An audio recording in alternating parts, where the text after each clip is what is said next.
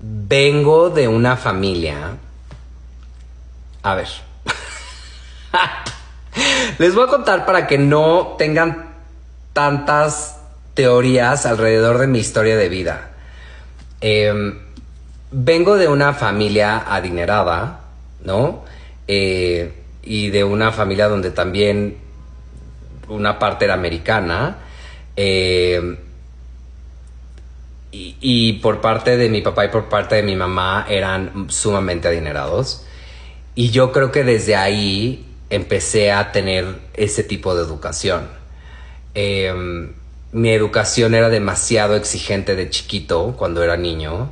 La otra vez le decía yo a Ale que estábamos comiendo y que toda la mesa estaba comiendo con tenedor en un lugar japonés. Y yo le dije a Ale, le dije, es que a mí no me dejaban comer con tenedor.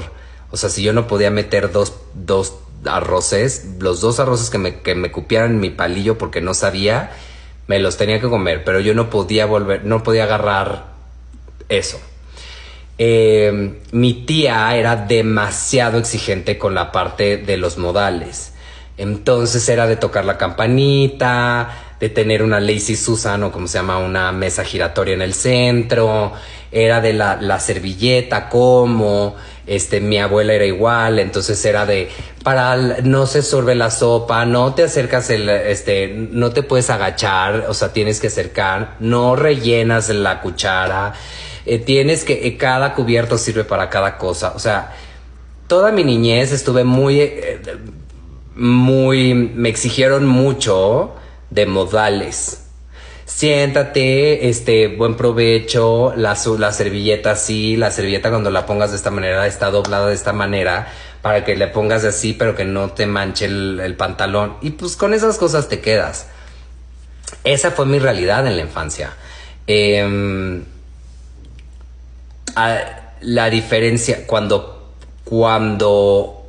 empiezo a ser más niño, empiezo a crecer.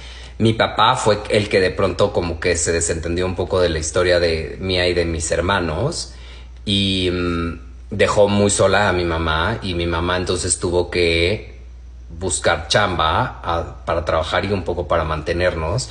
Entonces ella fue maestra de inglés por muchos años y mi papá era psicoanalista, pero pues mi papá tuvo muchos problemas y psicológicos y emocionales, y siento que nunca los pudo soltar. Entonces, pues la verdad es que un poco los hijos pagan luego las situaciones que los padres tienen. Entonces, pagamos muy caro, tanto mis dos hermanos como yo. Y fue a partir de eso en el que yo, por ayudar a mi mamá y para no tuviera toda la carga, pues empezamos a trabajar los tres desde muy chicos, o sea, Fede, Lalu y yo, empezamos a trabajar desde muy chicos. Y entonces, si yo quería algo, yo lo tenía que conseguir y lo tenía yo que pagar y tenía que ser algo que yo ganara. Y eso fue algo que para mí, pues fue una situación muy difícil porque desde cuarto, quinto de primaria yo ya empezaba yo a pagarme mi escuela, empezaba yo a pagar mi seguro médico, empezaba yo a ser un señorcito. Entonces,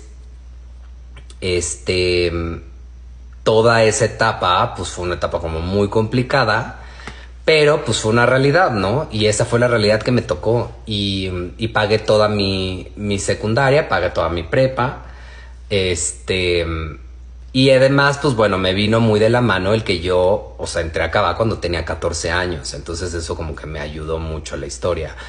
Pero sí, o sea, creo que eso fue realmente lo que pasó en mi vida. Y, o sea, hoy por hoy agradezco muchísimo que me hayan soltado un poco de esa manera y que me hayan puesto en una situación tan extrema. Obviamente no se lo deseo a nadie, pero esa situación extrema me hizo ser un sobreviviente hoy por hoy en mi vida y valerme por mí mismo y saber que puedo salir adelante y saber conocer lo que es un fracaso y conocer lo que es no tener dinero y lo que sí es tener dinero.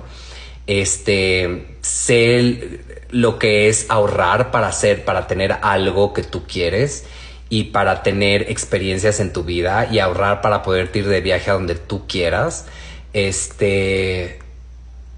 Y como les digo, toda mi infancia, o sea, bueno, sí, toda mi infancia fui un niño muy educado, muy mimado y muy consentido y muy, pues sí, me daban todo lo que yo quisiera. Viajábamos a Orlando 4 veces al año, viajábamos a todos lados, o sea, era toda esa parte. El problema fue cuando fue como esta parte donde mi papá de pronto se quiso desentender y demás, que de pronto pues nos quedamos solos y entonces pues empiezas tú a rescatarte, ¿no?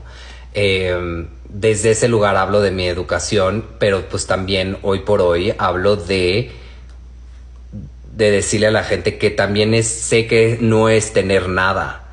O sea, y que no es, o sea, y sé también que es no poder tener algo que quieres y ni modo, y te aguantas y pues sigues con la vida, ¿no? Porque pues las prioridades son como las cosas básicas. Entonces,